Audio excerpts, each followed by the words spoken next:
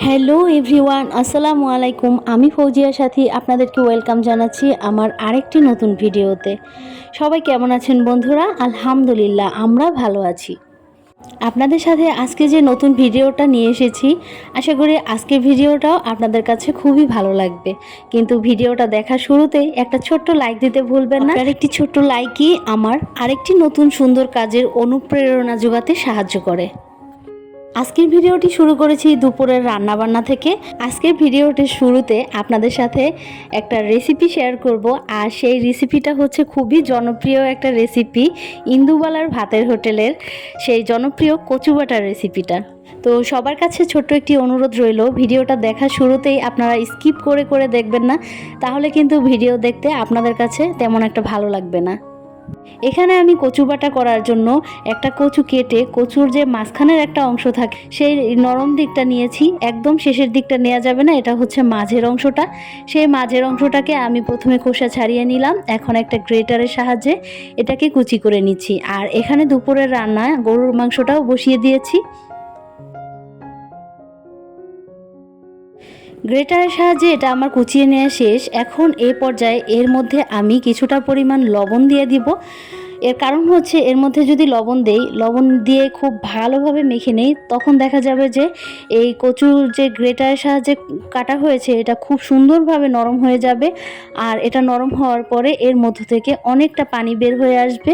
যেহেতু আমি এই কচু বাটাটা কাঁচা বাটবো, সেজন্য গলায় যেন না ধরে, সেজন্য এইভাবে করলেই সুন্দর হবে। কচুটাকে আমি খুব ভালোভাবে লবণ দিয়ে মেখে নিচ্ছি। আমার সাধ্য মতন যতটা পারা যায় ঠিক তত শক্তভাবে আমি এটাকে মাখছি। এটাকে আমি খুব ভালোভাবে শক্ত হাতে মেখে নিয়ে এরপরে 15 থেকে 20 মিনিটের মতন ঢেকে রেখে দিব।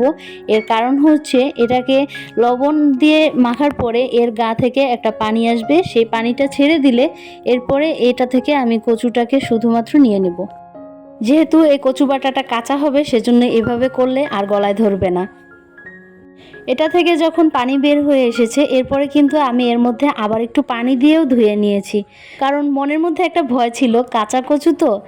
আর এই কচু বাটাটা আমিও বলতে গেলে এই প্রথম বানাচ্ছি বা খাচ্ছি, তো আমার ভিতরে একটু ভয় ভয় কাজ করছে কাঁচা কচু, সেজন্য।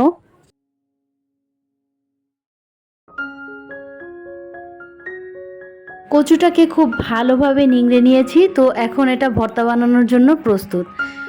এখানে আমি ভর্তা বানানোর জন্য নিয়ে নিয়েছি সরিষা, পোস্তদানা, রসুন কয়েকটা গোলা আর কাঁচামরিচ, সাথে দিয়েছি একটা শুকনা মরিচ পুড়ে। এবারে এটাকে পাটায় খুব ভালোভাবে বেটে নিচ্ছি। পাটায় দেওয়ার আগে পাটার মধ্যে আমি একটু পরিমাণ মতন লবণও দিয়েছি, তাতে করে এই সরিষা আর পোস্তদানাটা খুব সুন্দরভাবে মিহি হয়ে যাবে। তো এটাকে খুব ভালোভাবে মিহি করে বাটার পর একে একে আমি সবগুলো উপাদান অ্যাড করেছি। আসলে ইন্দুবালা ভাতের হোটেলের এই সিরিজটা আপনারা কে কে দেখেছেন কমেন্টের মাধ্যমে কিন্তু জানাবেন। আমি তো এই সিরিজটা দেখার পরে আমার মাথা পুরা নষ্ট, এত ভালো লাগার মতন একটা মুভি যা বলার মতন না। আর কয়বার যে দেখেছি তার হিসাবই নেই। একটা মুভি একবার দেখার পর আর দ্বিতীয়বার দেখতে ভালো লাগে না, কিন্তু আমার কাছে এটা ছিল খুবই পছন্দের। এই সবগুলো উপাদান একসাথে বাটার পরে এখন আমি কচুটাকে দিয়ে দিচ্ছি। কচুটা কিন্তু হালকা ভেজে তারপরেও এই ভর্তা বানানো যায়, কিন্তু ইন্দুবালার ভাতের হোটেলে কাঁচা কচু বাটা ছিল বলে আমি এখানে কাঁচা কচু বাটা দিয়ে এই ভর্তাটা করেছি। এই মুভিটি আপনারা কে কে দেখেছেন আমাকে কমেন্টের মাধ্যমে জানাবেন, আর আপনাদের কাছেও এই মুভিটি কেমন লেগেছে সেটাও কিন্তু জানাতে ভুলবেন না। এই মুভিটার মাধ্যমে একটা নারী যে কিনা নিরীহ, সবসময় সব কিছু মেনে নিতে পারে, আবার সেই নারী শক্ত হাতে সংসারের হাল ধরতে পারে, সব দিক ম্যানেজ করতে পারে, সেটাই ফুটিয়ে উঠেছে। আর এটা থেকে কিন্তু একটা নারী শিক্ষণীয় অনেক কিছু থাকে। এই মুভিটা দেখার পরে আমি যেন ওই মুভির ভিতরেই হারিয়ে গিয়েছিলাম, কারণ মেয়েদের জীবনটা এমনই হয়, এক এক সময় এক এক স্টেপ ক্যারি করতে হয়। আপনাদের সাথে কথা বলতে বলতে এদিকে দুইটা কথা আমার বলতে ভুলেই গেছি। এখানে আমি ভর্তার মধ্যে নারকেল দিয়েছিলাম, আর এখন ভর্তার শেষের পর্যায়ে কিছুটা পরিমাণ সরিষার তেল দিয়ে মেখে নিয়েছি। তো এ পর্যায়ে আমার ভর্তা বানানোটা শেষ। আসলে ভর্তাটা খেতে ছিল সত্যি খুব অসাধারণ। খুব ভয়ে ভয়ে ছিলাম যে গলা ধরবে, আসলে একটু গলা ধরেনি। আর সোহার বাবাকে যখন এটা খাইয়েছি তখন তাকে বলিনি যে এটা কাঁচা কচু বাটা, যদি শুনতো যে কাঁচা কচু বাটা তাহলে অবশ্যই খেতে চাইতো না। এটা খাওয়ার পরে তো প্রশংসায় পঞ্চমুখ যে এই ভর্তাটা খেতে সত্যি অসাধারণ হয়। তো যাই হোক, ইন্দুবালার ভাতের হোটেলের রেসিপিটা আপনাদের কাছে কেমন লেগেছে আপনারা খেয়ে অবশ্যই কমেন্টের মাধ্যমে জানাবেন। আর যারা এই সিরিজটা দেখেননি অবশ্যই দেখবেন। আজকে অনেক রোদ উঠেছে, তো সেই জন্য ঘরে থাকা যে জিরাগুলো আছে সেগুলো, জিরা, শুকনা মরিচ, এগুলো শুকোতে দিয়েছি।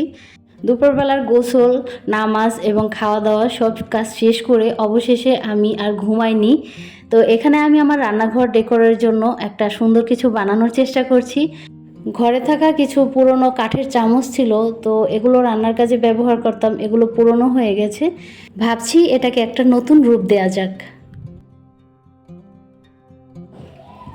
অনেক আপুরা আমাকে কমেন্ট করেছেন আপনাদের সাথে যেন কিচেন ট্যুরটা শেয়ার করি।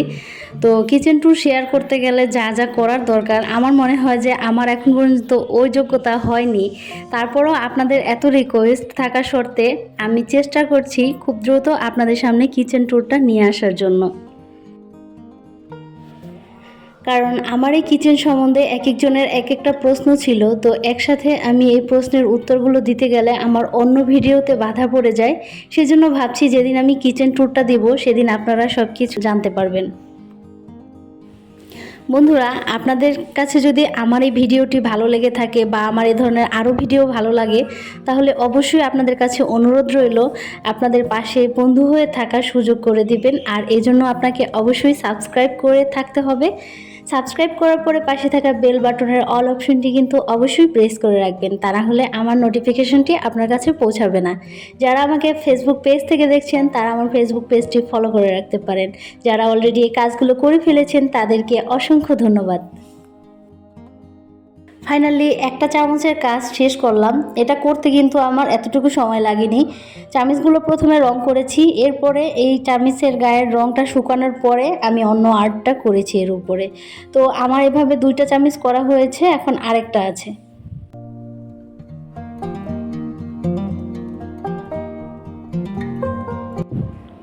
আর্ট করতে আমার সবসময় ভালো লাগে। ছোটোবেলা থেকে আমি আর্ট করতে খুব পছন্দ করতাম এবং করিও, তবে বিয়ের পরে তেমন একটা করা হয়নি। সাংসারিক কাজকর্ম, বাচ্চা কাচ্চা ছোট ছিল, তো এখন একটা পর্যায়ে এসে দাঁড়িয়েছি। তো ইদানিং আর্ট করার উপরে দারুণ ঝোঁক চেপেছে, আর নিজের ইচ্ছাকে আর চেপে রাখিনি। ভাবছি আমি যা যা পারি এখন থেকে ইউটিউবে আপনাদের সাথেও শেয়ার করব। তো একটা সময় ছিল আমার সেলাই পড়াইয়ের প্রতি খুব বেশি ঝোঁক ছিল। ক্লাস 7 থেকে শুরু করে বিয়ের পর পর্যন্ত ভালোই সেলাই পড়াই করতাম, কিন্তু এখন আর ইচ্ছা করে না সেলাই পড়াইয়ের কাজ করতে, কেন যেন একটা অরুচি এসে পড়েছে। তো যাই হোক, অবশেষে আমার কাজটা শেষ হলো, ফাইনালি এই লুকটা এসেছে। অবশেষে আমার এই কাজটা শেষ হলো। যেহেতু আপনাদের সাথে কিচেন ট্যুর শেয়ার করব, তো কিচেন ট্যুর করতে যে যে কাজগুলো করতে হয় চেষ্টা করছি সেগুলোকে গুছিয়ে নেওয়ার জন্য। ইনশাল্লাহ চেষ্টা করব খুব দ্রুত আমার এই কিচেন ট্যুরটা দেওয়ার জন্য। এখানে আমি দারাজ থেকে ফ্রিজের জন্য কয়েকটা কাভার কিনে নিয়েছি, কারণ ফ্রিজের ভিতরে যখন খাবার রাখতে যাই অনেক সময় খাবারের কিছুটা অংশ ফ্রিজের ভিতরে পড়ে যায়, তখন দেখা যায় কি ফ্রিজের পুরোটা গ্লাস ধুয়ে নিতে হয়। সেই বেশি খাটুনি যেন না করতে হয়, সেজন্য এখানে 3টা কাভার কিনে নিলাম। একটু ভয়ে ভয়ে ছিলাম কাভারগুলো কেমন না কেমন হয়, আসলে কাভারগুলো দারুণ সুন্দর।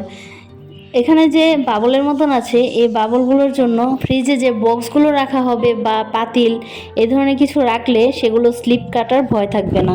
এক কথায় খুব সুন্দর একটা প্রোডাক্ট পেয়েছি, এটা আমার খুবই কাজে আসবে। ফ্রিজের এই কাভারগুলোকে আমি অফ ক্যামেরায় ধুয়ে পরিষ্কার করে নিয়েছি, আর সাথে গ্লাসগুলোকেও ধুয়ে পরিষ্কার করে শুকিয়ে নিয়েছিলাম, আর এখন এটাকে বিছিয়ে বিছিয়ে দিচ্ছি।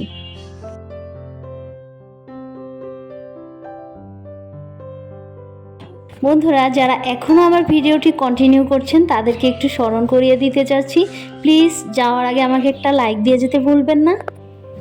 তো এই তো ফ্রিজটাকে আমি এইভাবেই সুন্দরভাবে গুছিয়ে নিলাম। তো আমার আজকের এই ভিডিওটি কেমন লেগেছে অবশ্যই কমেন্টের মাধ্যমে জানাতে ভুলবেন না। সামনের কোনো নতুন ভিডিওতে আপনাদের জন্য আরও চমৎকার কিছু নিয়ে আসার জন্য চেষ্টা করব। সেই পর্যন্ত সবাই ভালো থাকবেন, সুস্থ থাকবেন। আল্লাহ হাফিজ, আসসালামু আলাইকুম।